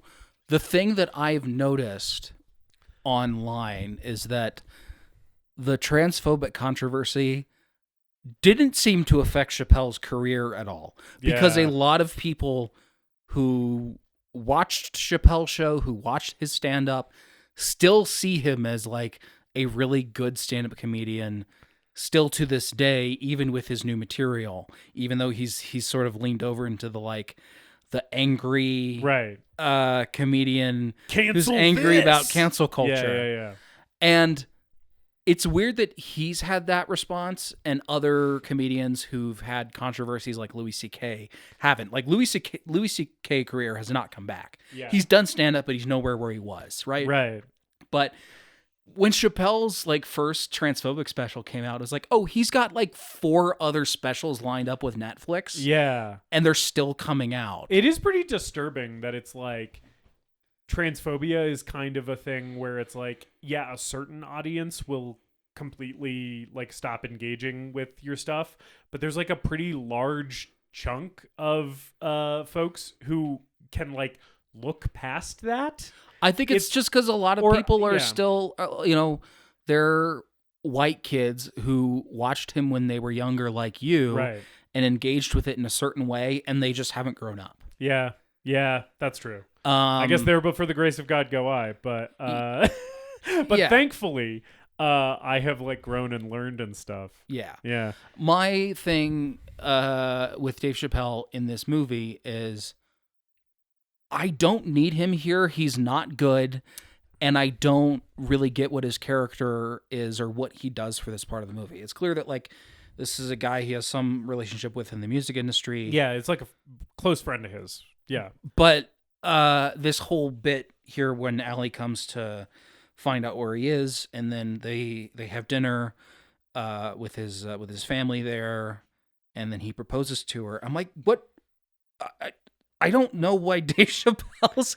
I don't know why it has to be Dave Chappelle. Yeah. And obviously this was before the transphobic controversy and everything like that. But I don't think he adds. I don't think he's good. I don't think he adds anything to this character. A thing that was also frustrating to me about Dave Chappelle in this movie is that I disagree with you, and unfortunately, I do think he's good in this movie. His performance was working for me in this scene. It is still weird that he just like shows up and is gone and has no other like bearing on the story. It is like a true cameo in from him. Yeah. But like that being said, I think the scene where they're having kind of a heart to heart where he's kind of like giving Jackson advice and stuff, I was like, I don't know, like he's kind of selling this for me. Like it kind of works. And it's annoying that it kind of works because it's like, I know that this guy's like a piece of shit, but I don't know. His performance was working for me in this scene. Despite the fact that I do think that it's weird and kind of separate from the rest of the movie in a way, but I don't know. But Jackson proposes to Allie with a ring made out of a clipping of a guitar string. Yeah. Which is like, it's a thing that I like about it is that at this point we know Jackson Maine pretty well. You know, this is like we're more than halfway into the movie probably. So you as the viewer are clocking that this is both cute and sweet and sad and desperate. Like it's both things. And I'm like, that really works because that makes like Allie's kind of feelings about him and willingness to forgive some of the shit that's going to happen later. Like it makes you understand where she's coming from, where it's like, he is cute. He is sweet. He is thoughtful. And also he's like sad and desperate and a loser at the end of the day. Right. And it's like, she loves him and pities him. You know, and I think this little thing with the guitar string kind of just like shows you that. Well, and then the fact that they just like they basically elope and they get married that day, that same day. Yeah, it is like Jackson Maine would fucking do that, right? Yeah, and think it was like cute and adorable and spontaneous, and really it's just sort of lame. Yeah. I think that works for me. There's a lot of I keep comparing this to Blue Valentine. Yeah. There's a lot of Ryan Gosling's character in Blue Valentine and Jackson Maine. They share similar kind of DNA. Yeah. And I think with Ryan Gosling's character, he sells that duality of like, you can see what she was attracted to in him, and you can also see the seeds of those problems that would lead to problems later on in their relationship. Yeah. I think that dichotomy of the character works a lot better for me in that film, right, as compared to this one, which isn't like a huge criticism because they're two totally different movies. Yeah, but but I get what you mean. Yeah. Yeah. And I think it is like a very similar arc that they're executing here with Jackson's character, where it's like, oh look, it's like adorable and like he's like a fragile little boy, and then it's like, oh, but also he's like a fragile little boy. And then he just like starts calling her names because he's a fragile little boy whose feelings have been hurt and shit, and like it's less charming. The next note I wrote down, because we're kind of getting more sort of quick vignettes of like, again, like Allie's career kind of taking off. Jackson is kind of on the decline in his his fame is kind of fading. At one point, Bradley Cooper is meeting with the manager or the producer character. And the only reason I call this out is because I wrote down, I like when that guy explains no-show socks to Bradley Cooper. Because there is like a full, like multiple lines of dialogue where it's basically just showing that like Jackson has no idea how to interact with this guy. Like they're from two totally different worlds. Jackson is like rugged and masculine and kind of like introverted. And then this producer guy, like we said, is kind of like this posh dweeb, right? And he's wearing shoes with no-show socks, and Bradley Cooper Jackson is just kind of like, oh, no socks, and he's like, no, I got socks on. They're just these little, and he's like, oh yeah, look at that. It's a funny little moment that I liked. I don't know. There's just something about Jackson being like, yeah, look at those gay little socks. Yeah. It's just kind of funny to me. I don't know. I like the previous scenes with them where he like they're recording and she's like she's not really sure how to record. So he suggests something. You sort of get the tension between the two characters at that point already. Yeah. This sock scene, I was like, however it starts, I'm like, oh, I like this. I can tell that they're awkward together. And then the socks thing just keeps going on. And I'm like, can we smooth along, maybe? Can we get to something else? There's also at some point in here a billboard of Lady Gaga that just says Alley on it, and it was reminding me so much of the billboard in The Substance. Especially because it serves the same purpose to torment the character who is less famous, right? It's just her name and her face yes. on like a colored background, right, promoting her album that's coming out. And instead of it being her older self who's like fuck that lady, it's her husband whose fame is dwindling. Yeah, and he's just like looking at this billboard, and I was like, oh, Jackson Maine's gonna take The Substance. He's gonna go to that fucking white room with all those lockers and pick up the activator. Okay. She plays SNL, where she's introduced by who would be younger, hotter Jackson Maine? Jackson Maine. I was trying to think like who would that be. I feel like Jacob Elordi maybe. Yeah, maybe one of those kids in those Twilight movies. I don't fucking know. Yeah. I don't know a lot of young actors. Man, you know how you make A Star Is Born 2018 a 5-star film is just at this point, like the billboard happens, and then the rest of the movie it just becomes The Substance. It just becomes The Substance, and Jackson Maine births Jacob Elordi from his back. I mean, you can still do the award show finale from The Substance. Instead of what happens, which we haven't mentioned yet. Yeah, it's just a monster. It's Monstro Jackson. She plays SNL, which is notable because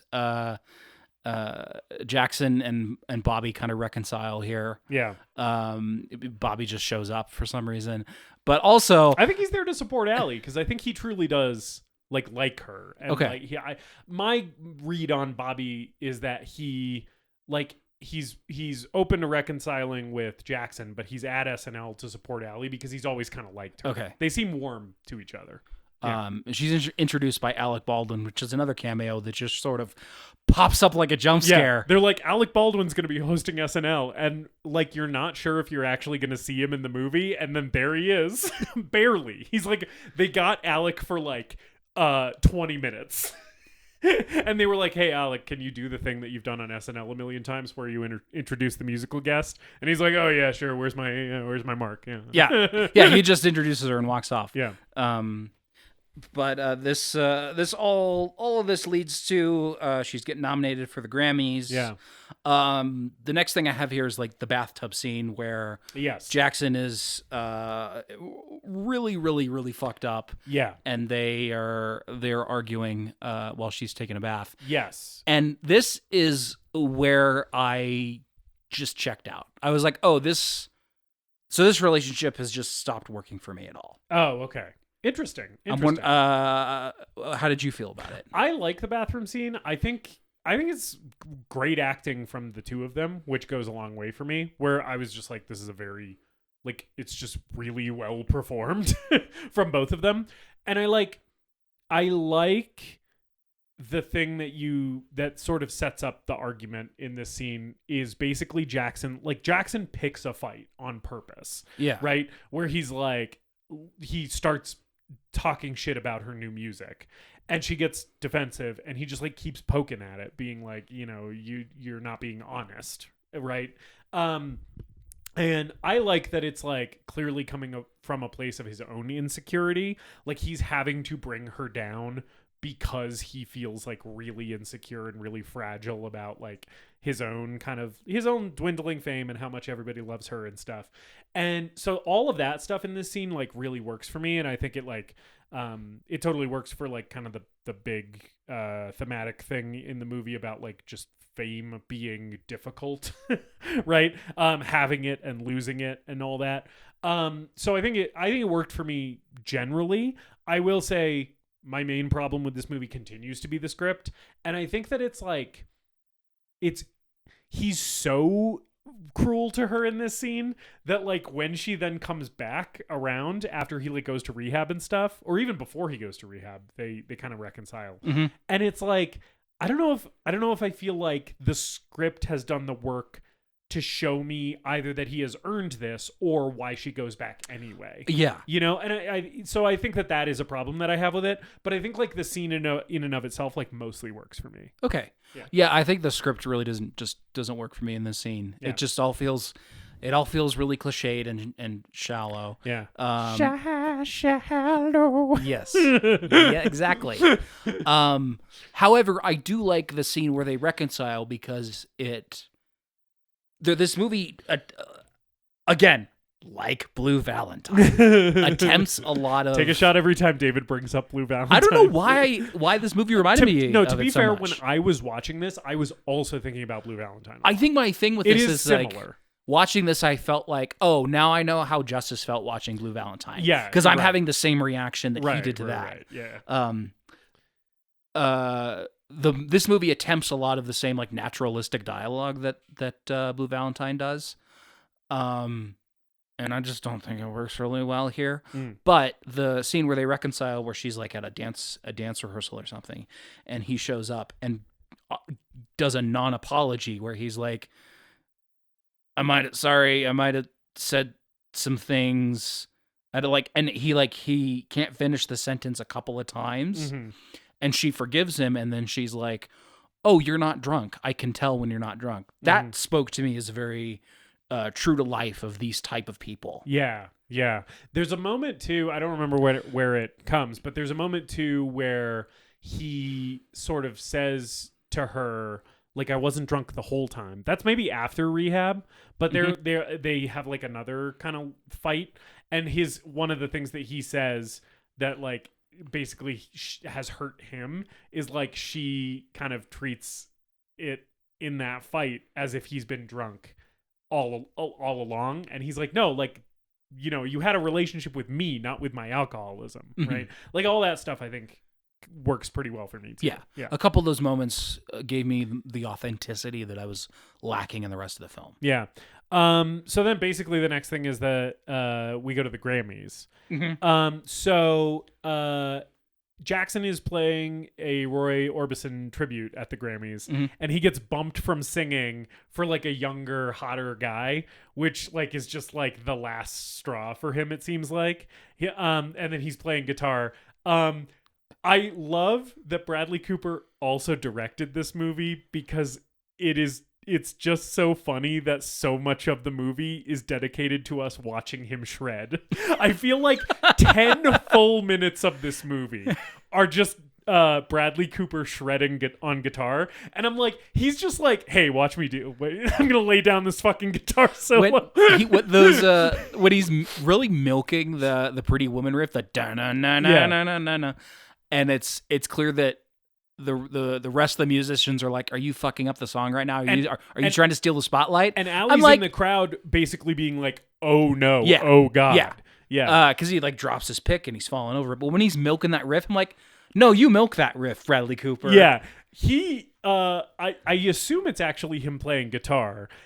It's good shit. Like the solo is good. I mean, I think it has to be with those close-ups. With how it's shot. I know. I mean, is it what we're hearing? Is it what he played on the day? Is it something that he recorded afterwards? But at least when he's filming, like he is really, he's playing the guitar like it looks like he knows how to play. I do know that Gaga insisted that almost all of her stuff was recorded live on set. That makes sense. So almost every time you hear her sing in the movie, or maybe even every time you hear her sing in the movie, it is live. It's like what they were recording in the actual take.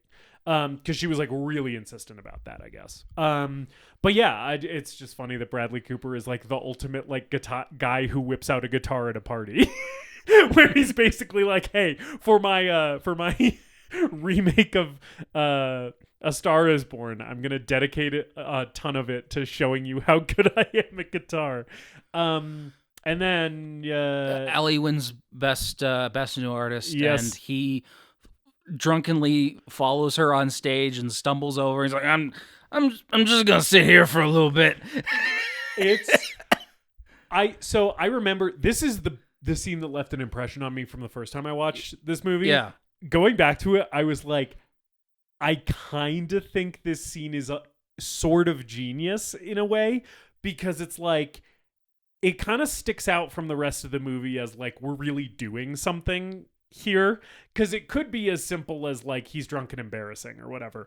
But he's like, it goes on for so long, and it does give you kind of that uncomfortable, like cringy feeling when you're watching him and you're like, oh God, no, this is not just like, he's being embarrassing. Like, this is not just like Will Smith slapping Chris Rock at the Oscars. This is like next level, like, we're never going to hear from this guy ever again. Like, they're going to bury him shit. Mm-hmm. Because he is like you said, he's sitting on the stairs being like, yeah, baby, good job on your Grammy. I'm going to be right over here. Look at all those cameras over there. Like, he's like so fucked up. Yeah, I like when he gets back up on stage and he's like, there's the screen behind them that's filming where they're being projected. He's like, look at, you're so big. Look at, there's a big you. There's a little you. You're up there, baby. You're down here. How's there two of you? I'm seeing double you. You know what I'm saying? And she insists on continuing try to do the speech. Yeah. It's like so elevated, the discomfort of the moment, that I think it like really, really works. Like, this is one of my favorite moments of the movie still. Yeah. And then he pisses himself. And he goes pee-pee. He pisses himself, David. he is standing next to her. He's kind of quieted down for a second, and then he leans back and is like, oh. And you just fully see this man piss his pants. And I don't know. I would have liked it better if he also took a shit up there. Yeah. I guess we have to count we need a judge scene. Well, no movie except the judge can contain a judge scene. Except maybe, I don't know, maybe Sallow. Maybe Sallow has something similar to the amount of shit and piss that's on screen in Judge. Just so fucking crazy when you just see acclaimed actor Robert Duvall, his legs and feet just covered in fucking diarrhea.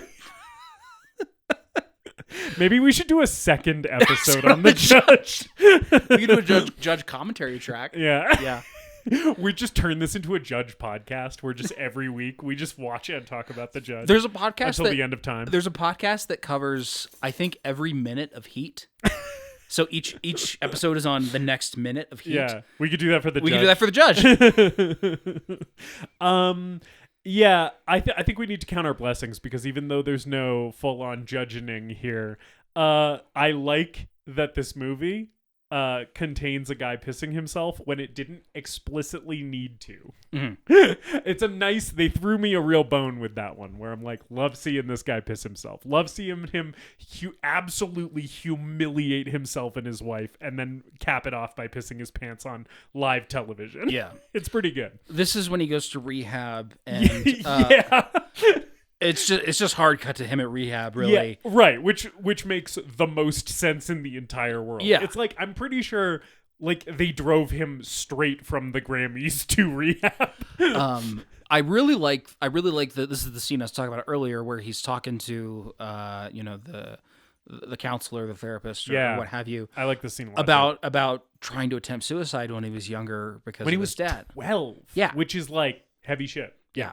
And even when he's like, he talks about he tied the rope to the ceiling fan and then pulled the ceiling fan out of the ceiling and sort of laughs at that. Like this is some of the authenticity and the humanity and the character development that I wish was in the rest of this movie. Yeah, it's like shows up kind of here at the end for you a little bit. Yeah. It gives you a better sense of who he is. I also like him talking. I think he talks to his therapist a little bit about like his dad and his brother here too, and I like all that stuff too, where he's kind of reflecting on kind of what brought him to where he is, you know.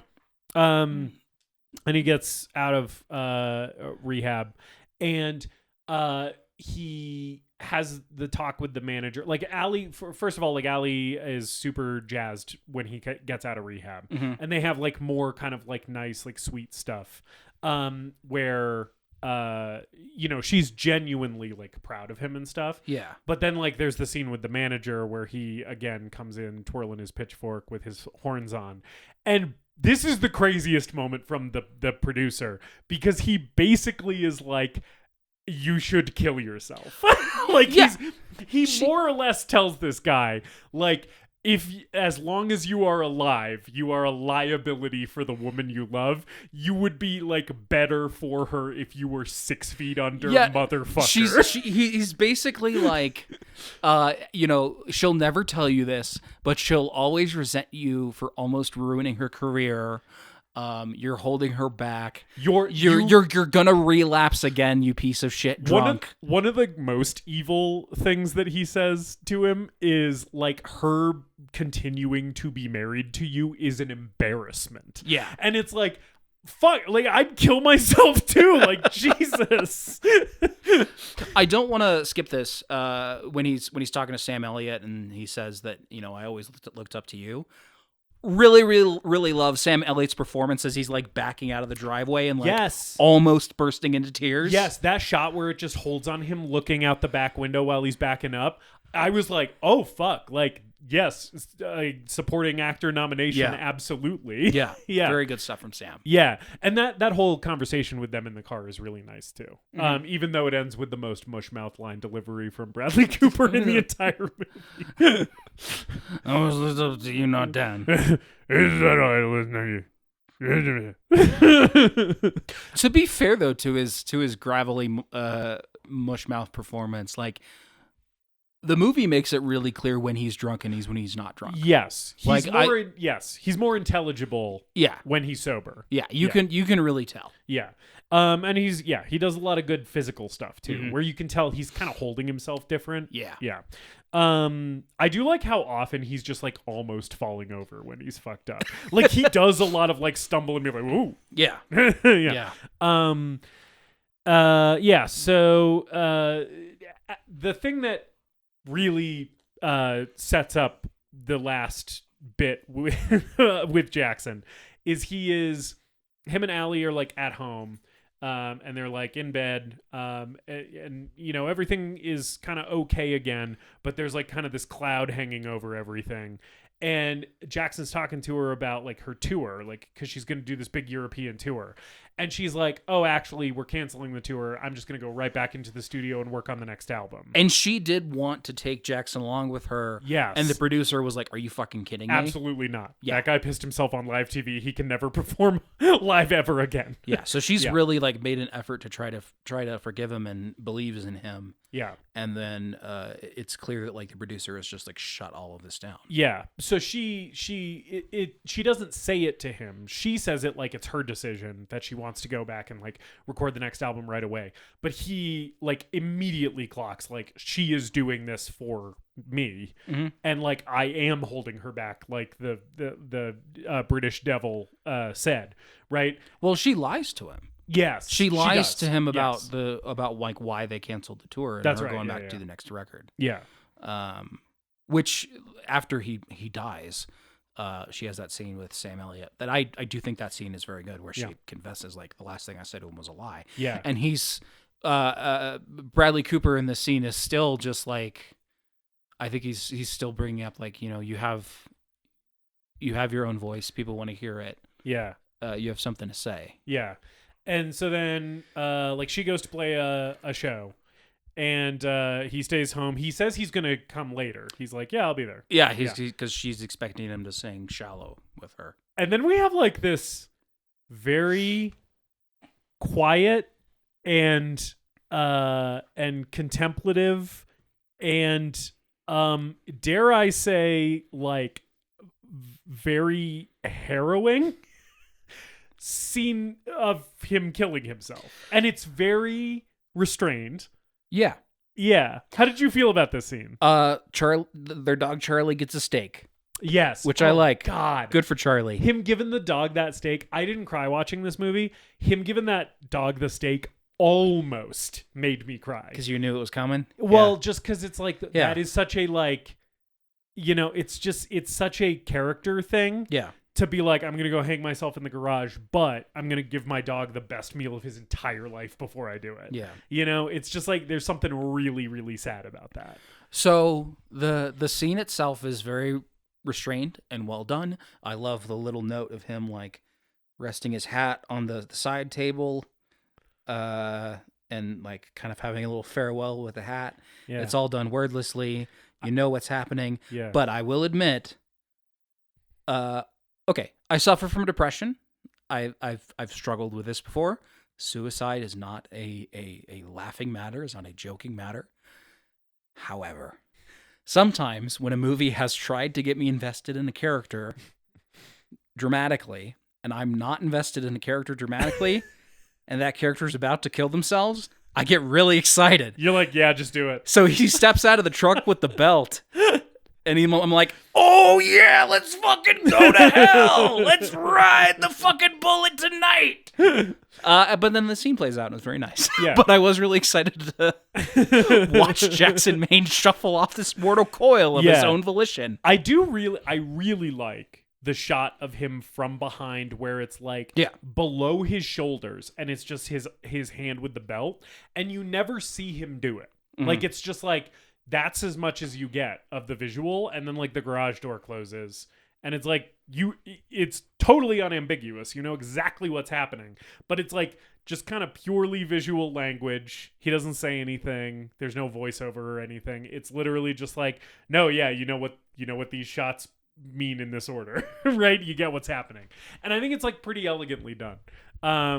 Yeah, and there's a transition shot that shows like time passing where well she sings the song, she sends someone to the house to look for him because she doesn't know where he is, right? But then like we get a shot of the yard and the garage and the dogs out front. We sort of we don't see him swinging through the windows in the garage, but you can see movement, which is like his body swinging probably. Yeah. But then through lighting we see like red and blue lights, which then turn to just like kind of like a more normal like orange like street light glow. Yeah. To show that transition between like the police showing up and then the aftermath. Yeah. And like there's a shot of her like kind of playing the piano, and then just like a shot of her like curled up in a ball on the couch. Yeah. Like I think those are like really good. It's a really good transition. After his death, and then the scene with Sam Elliott, which I really like because it feels like another moment of authenticity from this film and Sam Elliott is like, I think it does show that he does really care about her. Yeah. Where he's trying to comfort her the best way that he can. And he's like, it's not your fault. It was Jack's fault. It was nobody's fault but his. Mm-hmm. Which is really interesting because earlier in the movie, I think it's Allie who says to him, it's not your fault. It's a disease, right? Mm-hmm. And so I think it's cool that the movie kind of gives you both perspectives on this, right? Where it's like, in some ways, like he couldn't help being an alcoholic, but also in some ways it's like that disease was his responsibility to manage and he like was bad at managing it, you know? And so it's like, it sort of gives you kind of both things. Yeah. And the way that Sam Elliott delivers it, seems like it's a clear like character choice, and like it's coming from a character who's kind of trying to do like tough love in that scenario. So he's going to say things that sort of are a little hard to hear and maybe seem hurtful. Yeah. But it's like his perspective on alcoholism and suicide, and it works really well. Yeah. And I also like that Sam Elliott in this scene as well is sort of, again, kind of like on the verge of tears, but not really letting them out. Mm-hmm. He just plays that like I'm about to break down things so well. And he also has like my favorite line of the movie, which is,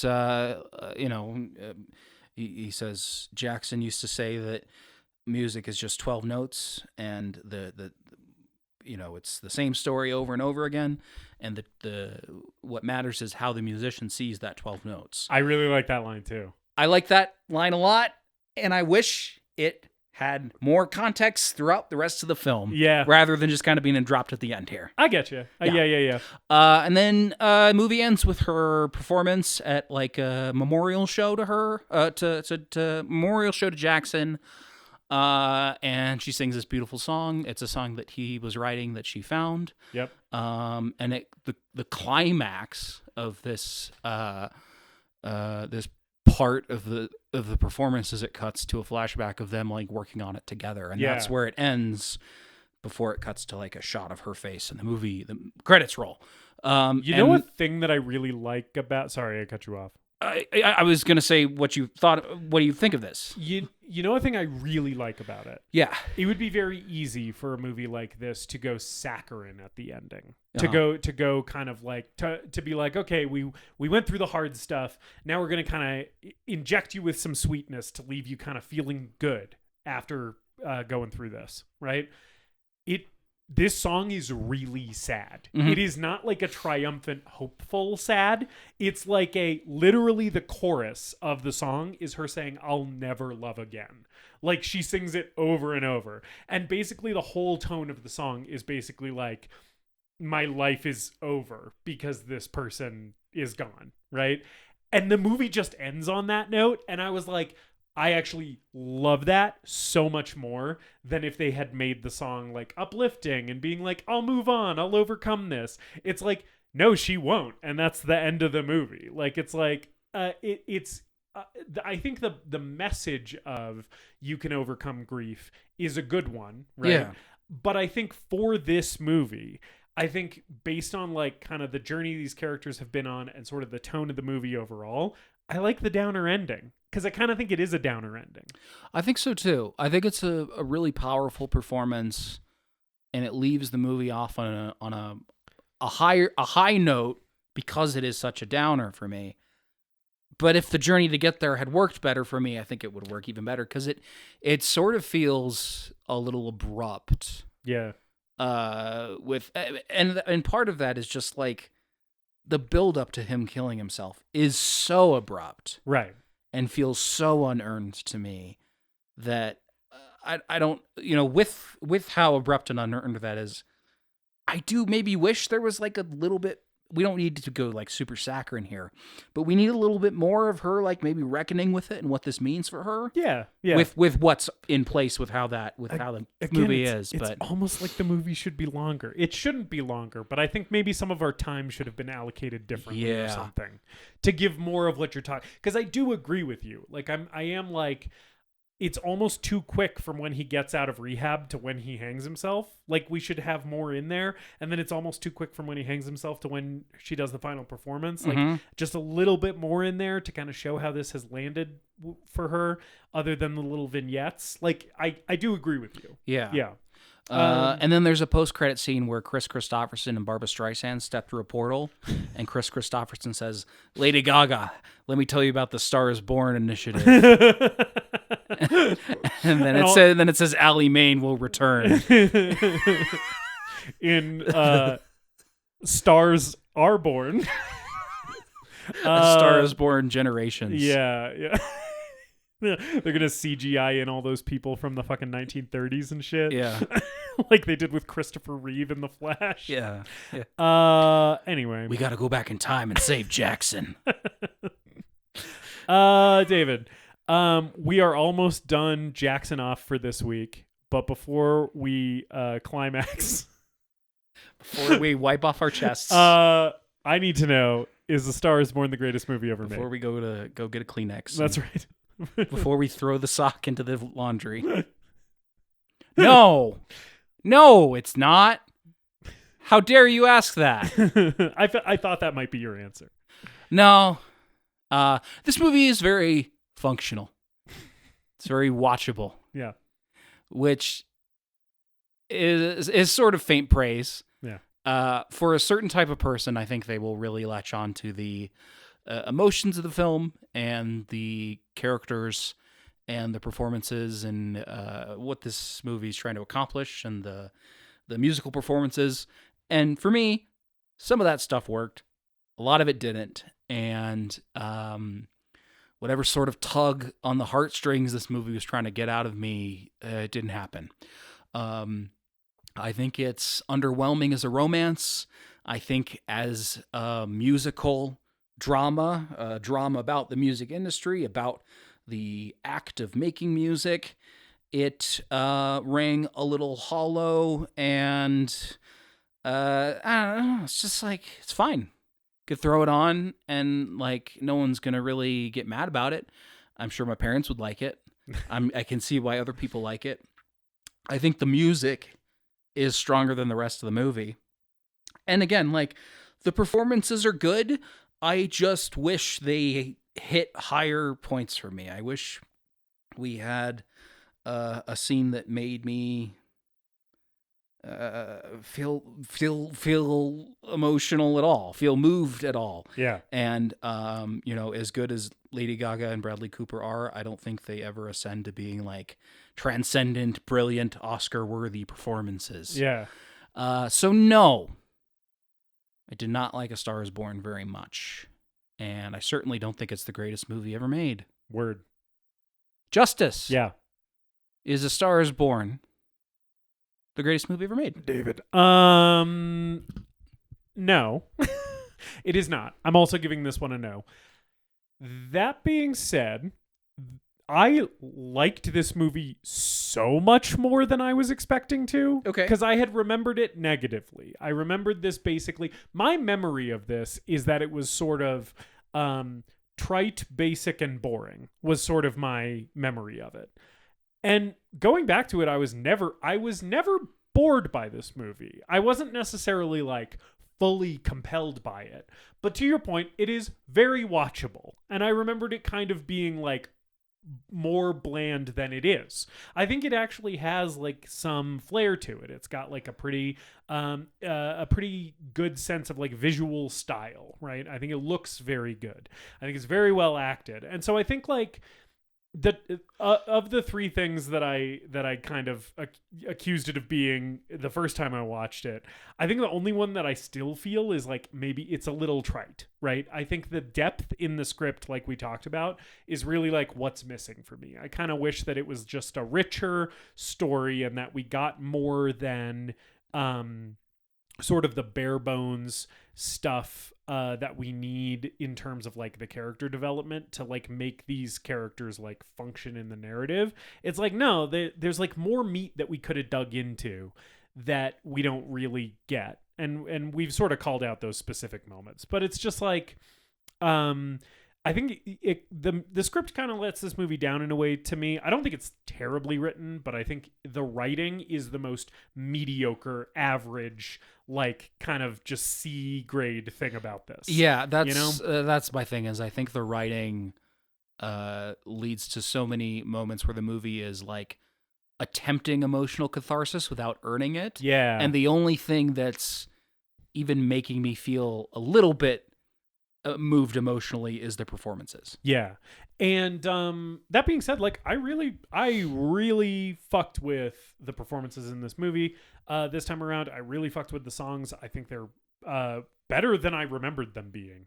And I think overall it is kind of worth going back to if you haven't seen this in a while, and I think it's worth watching if you've never seen it. I think to your point, it is a movie that is going to have better mileage for some people than others, right? It is very much like if you're into this type of kind of Oscar-y romantic drama, right?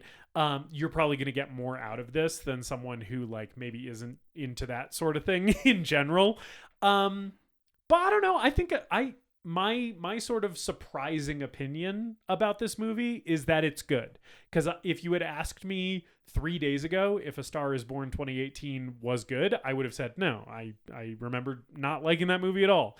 And like now having rewatched it, I'm like, no, it's kind of good. Like I kind of think it is. I think it's quite good, but it is not the greatest movie ever made. Okay. Just being held back a little bit. I'm glad you liked it more this time around. Yeah. It landed for me for whatever reason. It didn't make me cry, which I think is, if I had been more emotionally invested and it had really gotten the tears out of me, I might be singing a different tune. But yeah, it just didn't quite get me there. Singing a different tune. Hey, it's a movie about music. That concludes our Jackson and off for this week. What are we gonna be Jacksoning off to? It's. I still haven't gotten over it. I still haven't gotten over this theme and how silly it is. I'm sorry. I'm really glad because I haven't either. Every time I'm like, oh yeah, I am making David do a theme month called Jackson Off. I get tickled again. I was listening to the end of the Deadbeat at Dawn episode that just came out. Yeah. And I don't always listen to our show, but occasionally I do. At the end when I announced the theme month, I was like, oh, it's very annoying that I'm laughing this much about my own joke, but I can't help it. Yeah, you do have a tendency to laugh at your own jokes even before you've said the joke sometimes. Yeah, it's a problem. It's like maybe not great podcasting, but this is episode 73. We're still pretty new with this. We've only done this 72 other times. Maybe by episode 100, I'll be better about that. Do you think this is great podcasting? Let us know. Leave us a review. Justice, what are we Jacksoning off to next week? We're going to be Jackson off with Samuel L. Jackson in the film Jackie Brown, directed by one Quentin Tarantino, written and directed. Wait, Quentin and Tarantined by written directino. That's the joke I was trying to make. Okay. It's fine. Whatever. And you've never seen Jackie Brown? I've never seen Jackie Brown. You've seen Jackie Brown. I've seen Jackie Brown a couple times. I have not. I picked this one specifically because it was the Samuel L. Well, not one of the Samuel L. and Tarantino collabs that I have not seen. Mm-hmm. So it'll be fun to view this for the very first time. Yes. So join us next week along with Samuel L. Jackson as our honorary member of Jacksoning Off, as well as Pam Grier, Robert Forster, Robert De Niro, Michael Keaton. Yeah. And we'll also get the opportunity to talk about our opinions on Quentin Tarantino. We'll talk about Quentin Tarantino. Yeah. That guy. Who likes feet and makes movies. Thanks for Jacksoning off with us this week. Yeah, thanks for doing that. And leave us a review, tell your friends about the show, all that good shit. And until then, we love you so much, and we'll see you next week. And as always, later, That's my Jackson Maine. Yeah. Later, dipshit.